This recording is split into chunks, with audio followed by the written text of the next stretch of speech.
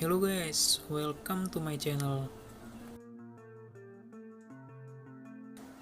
Oke, di sini saya akan mencoba membahas hal-hal yang berkaitan dengan koin kripto atau biasa kita sebut cryptocurrency ya. Jadi ada berita mengejutkan nih dari Bitcoin nih guys. Dimana tanggal 21 Februari kemarin Bitcoin mengalami flash crash alias turun secara drastis dari 58.000 US dollar ke 48.000 US dollar atau sekitar minus 17,2%. Dimana ini termasuk dalam penurunan yang terbesar pada candlestick harian. Padahal sebelumnya tuh udah mantep banget gitu ya geraknya, naik gitu, udah kayak siap menuju 80.000 lah gitu. Ya tapi apa mau dikatakan, Bitcoinnya malah crashnya tajam banget lagi ya kan kemarin tuh. Aduh, itu bayangin coba kita yang ikut di leverage gitu misalnya, terus kita pinjem dana ya kan, 2 kali kayak 3 kali. Kalau 2 kali sih masih aman ya. Kalau 17,2% terus kita leverage-nya di 6 kali lipat gitu ya, berarti pas harganya 48.000 gitu ya udah jelas lah, udah bangkrut lah udah bankrupt. Padahal Elon Musk pada tanggal 20 Februari kemarin itu di Twitter nge-tweet gitu ya, mengatakan bahwa harga Bitcoin dan ETH tampak tinggi gitu. Bisa jadi sih ini sinyal gitu dari Elon Musk soal flash crash atau koreksi yang mendalam kali ini guys.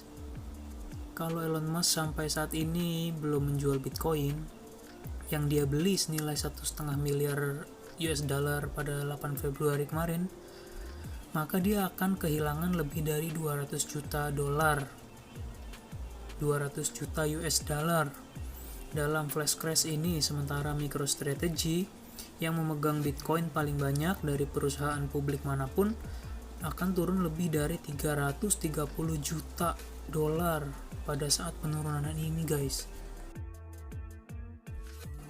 Selain Elon Musk, Menteri Keuangan Amerika Serikat Janet Yellen mengatakan bahwa Bitcoin sangat tidak efisien. Mungkin ini bisa jadi merupakan penambah bumbu dalam deep correction Bitcoin kali ini guys.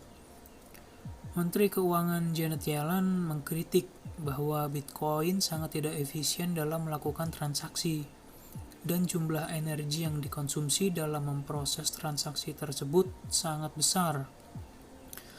Pernyataan itu tampaknya diarahkan untuk menarik perhatian Presiden Joe Biden tentang kebijakan iklim.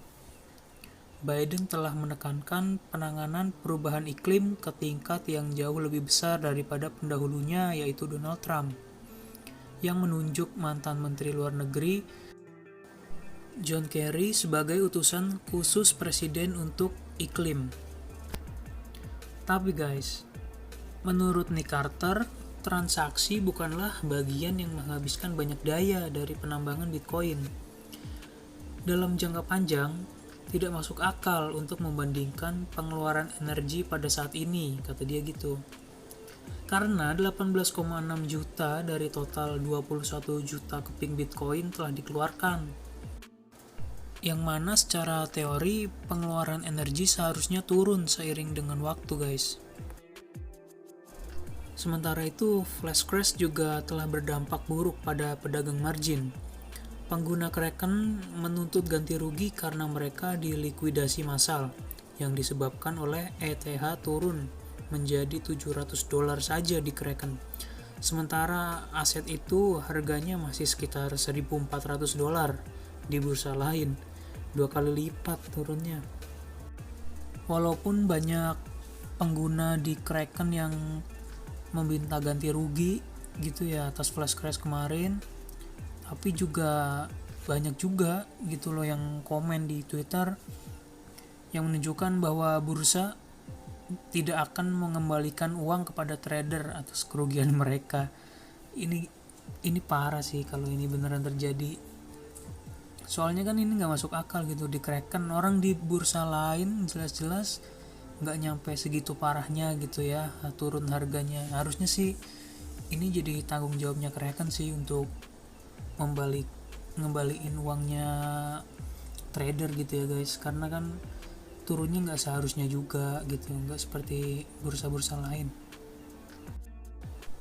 Nah sementara lagi kalau platform lain gitu ya seperti Nexo itu kan juga mengalami flash crash gitu ya tajam pada koin Ethereum. Nah pihak Nexo itu telah mengkonfirmasi di Twitter bahwa mereka akan mengembalikan uang kepada pengguna yang mengalami kerugian yang terjadi selama penurunan. Nah gitu ya, baru bener nih Nexo ya, bener kayak gitu sih menurut saya juga gitu. Kalau misalnya turunnya nggak semestinya ya harusnya ya tanggung jawab gitu loh, mengembalikan kerugian yang terjadi. Kemudian sementara itu di sini kita bisa lihat nih secara rata-rata ya. Kalau kita lihat ada grafik kan. Itu setiap di bulan Maret, coba lihat. Setiap di bulan Maret sebenarnya Bitcoin tuh turun tajam. Jadi kayak dari Februari ke Maret itu selama dari tahun 2009 sampai 2021 ini setiap di bulan Februari, antara Februari dan Maret tuh turun tajam. Maka dari itu mungkin hal yang sama terjadi juga pada Maret tahun 2021 ini guys. Ada di sekitar daerah situ juga ya guys.